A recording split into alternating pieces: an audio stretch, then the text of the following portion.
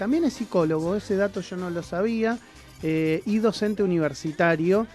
Fue legislador de la Ciudad Autónoma de Buenos Aires hace muchos años, creo que terminó su mandato en el año 2003.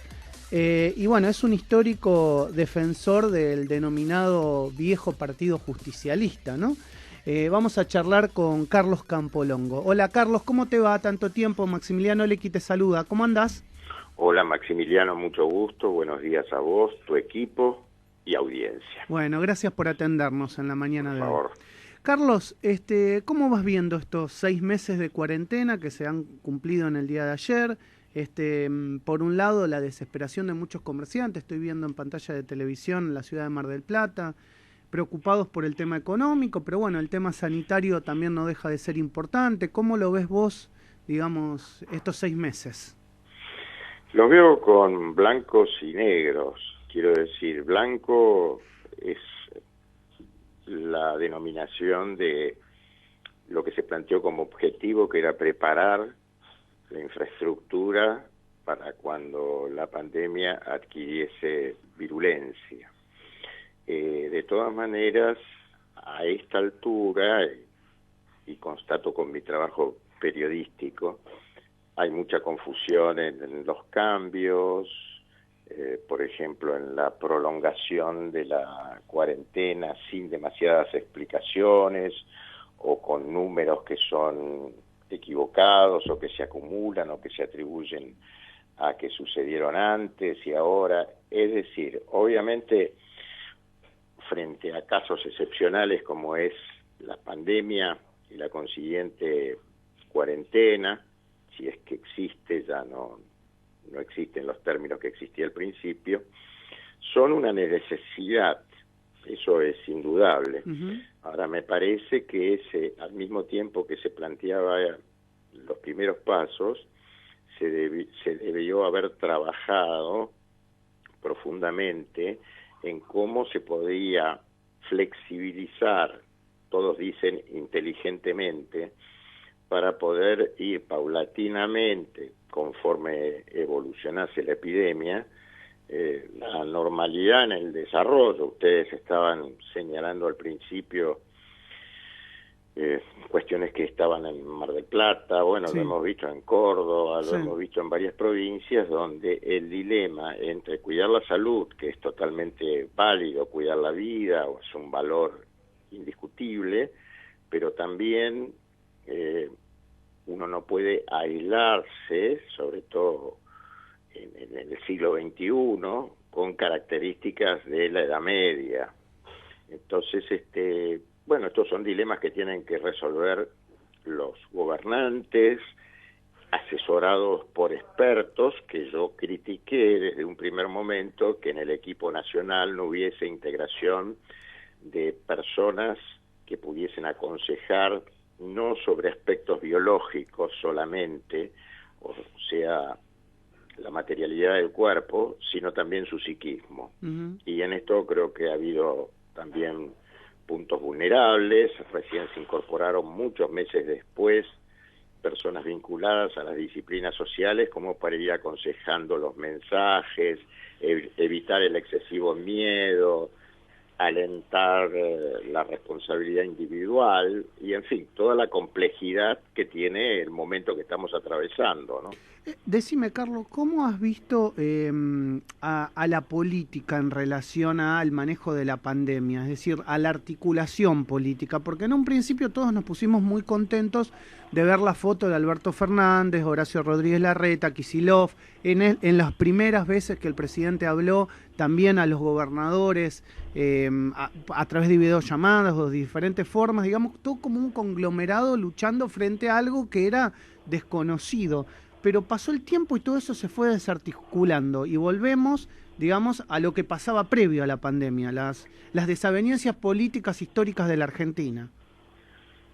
Yo complementaría lo que vos decís diciendo que no se fue desarticulando, sino que fue adquiriendo perfiles contradictorios en muchos casos, uh-huh, y exagerados en otros, porque literalmente en algunas provincias se han levantado fronteras, que es, sí, en un examen fino, una incongruencia, porque las fronteras entre provincias no existen. Nosotros somos un país federal y por lo tanto hay una centralidad en unos casos y también el desplazamiento de responsabilidades, como se ha hecho. Ahora, en algunos casos, algunos mandatarios se enteraron de las noticias prácticamente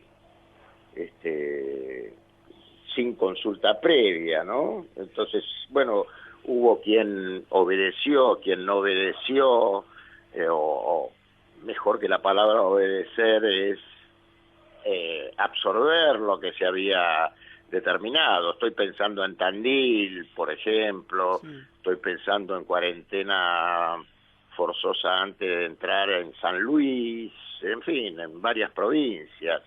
Yo creo que bien, como decís vos, en un principio y seguramente dominado por lo excepcional de el hecho de la naturaleza, si es que es solamente un hecho de la naturaleza, eso, el origen todavía está en discusión, pero luego se entró rápidamente en el jardín de infantes político que tenemos y se acumularon cosas que no se debían acumular, se manejaron, yo diría, observaciones pensando en posicionamientos para los próximos compromisos electorales, hablar de candidatos, etcétera, etcétera. Me parece que si yo tengo que dar una sentencia a esto, no es demasiado diferente de en otros aspectos, como la reforma judicial, la liberación de presos y demás, provocaron reacciones en gran parte de la población y son entendibles, son justificables. Y también las afirmaciones muchas veces de los profesionales que están en la primera línea de batalla, de que no tenían todos los insumos necesarios, los equipamientos para protección, y bueno, y uno no es que especula sobre la nada, ha visto imágenes sobre eso. Yo, por ejemplo, hace varios meses, aquí en la Ciudad Autónoma de Buenos Aires, me enteré muy en profundidad porque, bueno, una amiga mía que estaba en Tailandia finalmente pudo volver y la pusieron en cuarentena. Pero bueno, en el hotel que estaba cerca del Congreso nadie tenía barbijo, la comida era incomible, en fin. Creo que por eso decía yo al principio que tiene blancos y negros esto, ¿no? Sí. Por lo menos en el comportamiento y la direccionalidad y la conducción que tienen que hacer los gobernantes, ¿no? Así al pasar en lo que nos explicabas y estamos reflexionando, vos hablabas y decías el origen, si esto es un hecho de la naturaleza, que muy bien, obviamente no sabemos, que no hay explicaciones, y es una pregunta que, digamos, desde los propios medios, no sé si evitamos, si porque vamos detrás de la noticia de lo, digamos, de lo que nos está pasando, no nos preguntamos, no nos hacemos y no reflexionamos. Y esa pregunta se está haciendo mucho en redes sociales y esos canales van mucho, por ejemplo, por otras redes como YouTube. ¿Por qué los grandes medios no hablamos del origen que tal vez tenga que ver con una cuestión geopolítica que nos excede a vos y a mí, que nos excede a los argentinos? ¿Por qué crees? Puede ser en primer lugar por desconocimiento y en segundo lugar en el mismo plano, yo diría por intereses. Convengamos que si nosotros vemos la evolución de lo que han sido las informaciones, de los descubrimientos de probables vacunas en distintos lugares, son contradecidos desde un lugar, desde el otro, y yo creo que, y voy a reafirmar lo que dije, y con prudencia y cautela y sin teorías conspirativas. Vos hablabas de la geopolítica, y la geopolítica tiene nuevas formas de confrontación. Yo te diría que en un primer estadio no son solamente los estados los que pueden entrar en confrontaciones. No quiero hacer nombres porque, insisto, no quiero ser liviano en la observación, pero digamos, en primer lugar, yo no tengo un acceso a la información completa y creo que muchos están en esa misma situación. En segundo lugar... Pero podemos pensar, Carlos. pero sí, claro, tenemos todo el derecho y la libertad de pensar, ¿no? Absolutamente, lo hago con prudencia nada más. ¿Por qué tengo este argumento? Bueno, porque yo divido la catástrofe, digamos, en dos clases. Los hechos propios de la naturaleza, que son incontrolables para el ser humano, y los hechos que tienen intencionalidad. Por ejemplo, en este lugar ubico la competencia entre lo que se llama Big Lab en inglés, o sea, los intereses de los laboratorios. Esto es comprobable no solamente en esto, es comprobable cuando se trabaja con tranquilizantes o ansiolíticos, que son los productos de mayor consumo en la vida actual, en la vida del siglo XXI, depresiones, en fin, son cuestiones que están ligadas obviamente a intereses y obviamente también a situaciones donde uno puede asegurar, pregunto, puede asegurar que no haya habido algún factor humano en esta pandemia. Concretamente estoy pensando, al principio de esta pandemia Estados Unidos culpó a China, China culpó a Estados Unidos. Insisto, no es una cuestión de Estado solamente, es una cuestión de intereses dentro de cada Estado. Hay laboratorios que tienen filiales en los Estados Unidos, en Inglaterra y en un tercer país también. O sea, no es el Estado en el sentido puro que lo interpretamos usualmente. Luego está el problema de que ya existen antecedentes en la historia sobre guerras bacteriológicas. Exacto. Exacto. Entonces, esto sería también otro factor a analizar. Después, las idas y vueltas de la Organización Mundial de la Salud, dominada también por algunos intereses muy concretos. Entonces, digo, yo no es que afirmo ni niego, observo y trato de sacar mis conclusiones. Yo veo algunas características que no tienen respuesta en el origen de esta pandemia y en cómo se está manejando, y también con los efectos colaterales. Digo, la pandemia ha generado abusos o restricciones en los usos de la libertad. Entonces, bueno, con esto trato de describirte por qué te argumenté que no sé si es un hecho solamente de la naturaleza o hay factores humanos que han intervenido en esto. Abundando sobre esa reflexión, y en realidad lo hago como un ejercicio hacia los oyentes, no entre vos y yo, que quede claro, sino para intentar abrir la cabeza, ¿no? Que todo el mundo intente abrir la cabeza.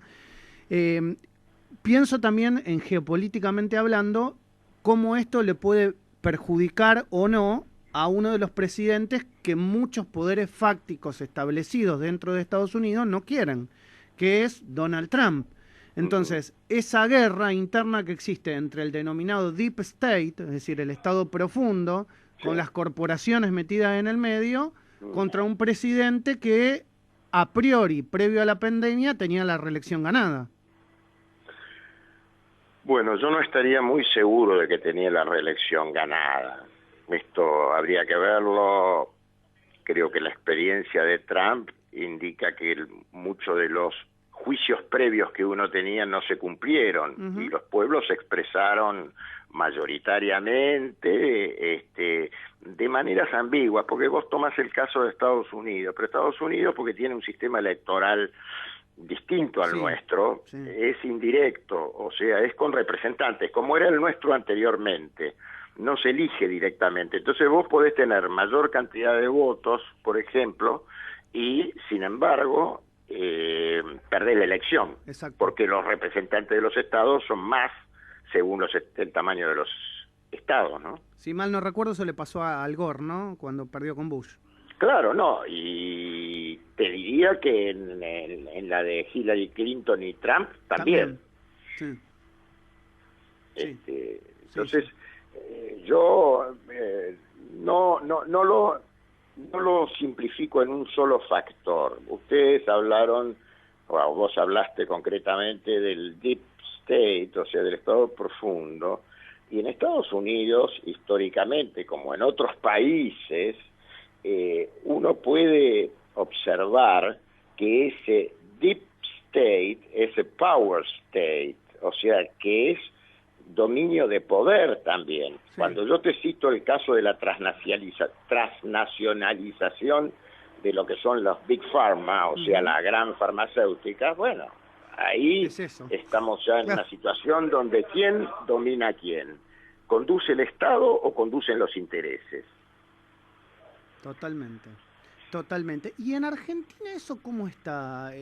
Hay, digamos, yo recuerdo siempre una nota que hizo la Negra Bernasi con Cristina Fernández de Kirchner, no sé si la recordás, donde ella misma dijo que en la Argentina no siempre el poder está detentado por el presidente, que hay otras personas, obviamente, o otros grupos, poderes fácticos, que son los que terminan condicionando al poder político. ¿Eso es tan así en Argentina? ¿Vos lo ves así? Sí, en una escala distinta a lo que son los mecanismos, por ejemplo, en los Estados Unidos, donde el lobby está legalizado y registrado, pero digamos, yo diría que el factor que ha cambiado, voy a tratar de ser lo más claro posible porque esto tiene sus complicaciones para explicarlo. Sí. ¿Y sabes por qué, Carlos? Porque mucho no se habla. Entonces, la gente empieza a escuchar cosas que dice, che, pero esto, ¿cómo sería? Pero ¿cómo? ¿Viste? O sea, no es tan sencillo hablar de estos temas al aire porque el oído no está acostumbrado. No. Claro, discúlpame, sé que estoy en casa. No. Lo que vos decís tiene, insisto, voy a...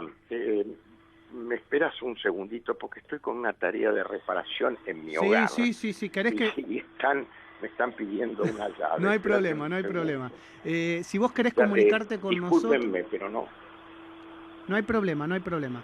Si vos querés comunicarte con nosotros, podés hacerlo al 11 22 62 77 28, 11 22 62 77 28.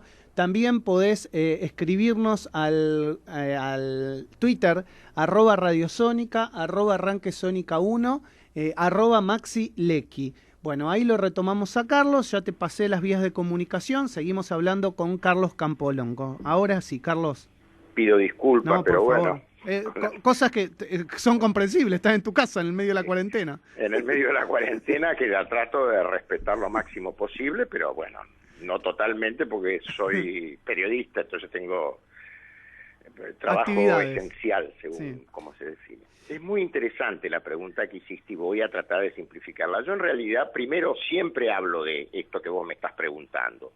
Lo hablo públicamente y vengo enseñándolo en la Universidad de Buenos Aires desde hace 20 años, por lo menos, donde incorporé unidades especiales para abordar estos temas. ¿Qué temas? Lo que hoy se denomina operación política, operación de inteligencia, la influencia de las emociones en la vida política, cómo se gestan, no solamente desde... Y esto era muy interesante porque estaba en tu pregunta. Yo creo que siempre hay una confusión aquí o una simplificación cuando se habla como sinónimos de gobierno, Estado y poder. No es así. El poder no resiste, tiene el domicilio solamente en Balcarce 50. Ahí puede haber una parte de poder. Pero bueno, los servicios de inteligencia en todo el mundo en general se transforman en estados dentro del Estado. Exacto. Y últimamente ha habido dos factores que han complicado más la cosa.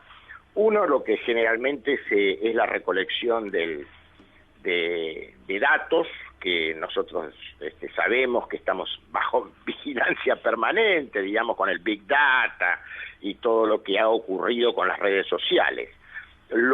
Y acá no tuvo mucha difusión, lamentablemente, lo ha aprobado hasta el Parlamento británico de una manera clara en los informes que están escritos y con y una mención particular a una mención particular a la intervención en nuestro país de Cambridge Analytica. Exacto. Que es, y aquí viene el otro factor que ha cambiado, ya no es el Estado solamente el que tiene, todos los estados tienen servicios de inteligencia, de informaciones, de contrainformación, etcétera, etcétera, sino que esta actividad se ha privatizado, ¿sí?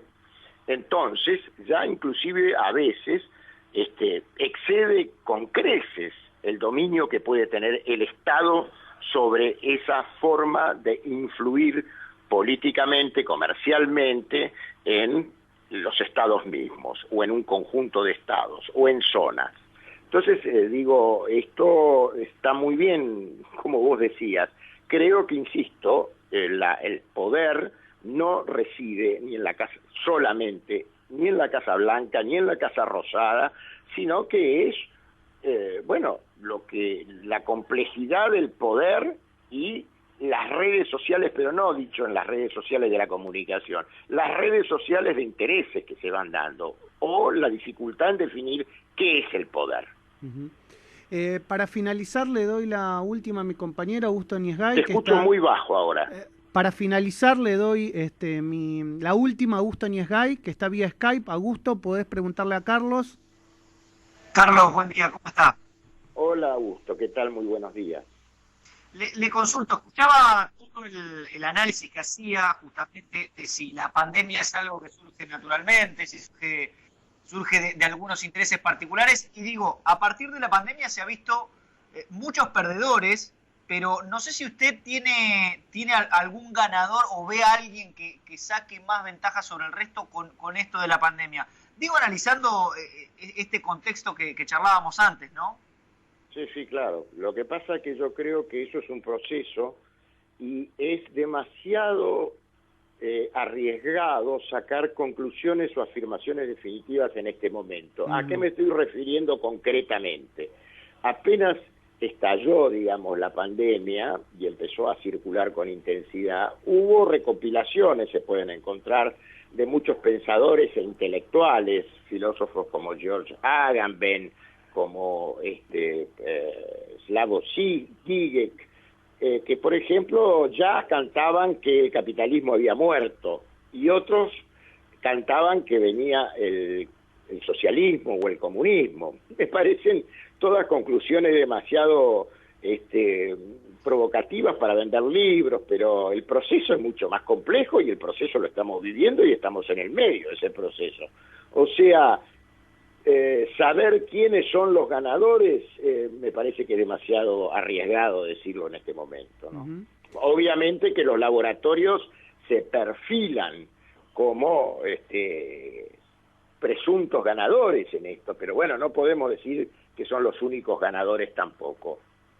Carlos, gracias por estos minutos, estos cuantiosos minutos con Radio Sónica. Te mando un abrazo grande y bueno, gracias de verdad por estas reflexiones que nos ayudan a pensar. Gracias, muy amable ustedes por convocarme. Un abrazo muy grande. Carlos Campolongo, periodista, abogado, psicólogo y docente universitario. La verdad que reflexionó con nosotros en la mañana de hoy de tantos temas que hemos charlado en el marco de esta pandemia mucho. Y que ha sido uno de los programas que ha abierto, me parece, el juego completamente. Y pocos, yo te diría muy pocos en Argentina, que se preguntan el por qué, el quién y el cómo esto cayó sobre nosotros, no como un acto divino de Dios por algún tipo de culpa, ¿no?, que tengan los seres humanos, sino que claramente tenemos que preguntarnos por qué esta pandemia está sobre nosotros, Augusto, ¿no? Muchos lo han analizado y Carlos nos daba las explicaciones, el por qué, los intereses tal vez. Sí, justamente por eso le preguntaba, Maxi, ¿no? ¿Quién cree él o a quién ve como el ganador hasta ahora, ¿no? Bien lo decía Carlos, es difícil dar un pronóstico cuando esto todavía está en curso. Creo que hace tiempo, cuando arrancaba todo, decíamos un poco lo mismo, ¿no? Veremos cuando todo finalice quién es el que realmente sale ganando, y quizás ahí tengamos a uno de los posibles hacedores de todo esto. Me parece que, sí, a ver, sin duda la Argentina no va a ser la ganadora, eso está claro. Olvídate. Que no, pero sí, a ver, creo que en el programa siempre hemos abierto el juego a todas las voces para hablar de absolutamente todo en lo que tiene que ver con la pandemia, ¿no? Bueno, ya te lo decíamos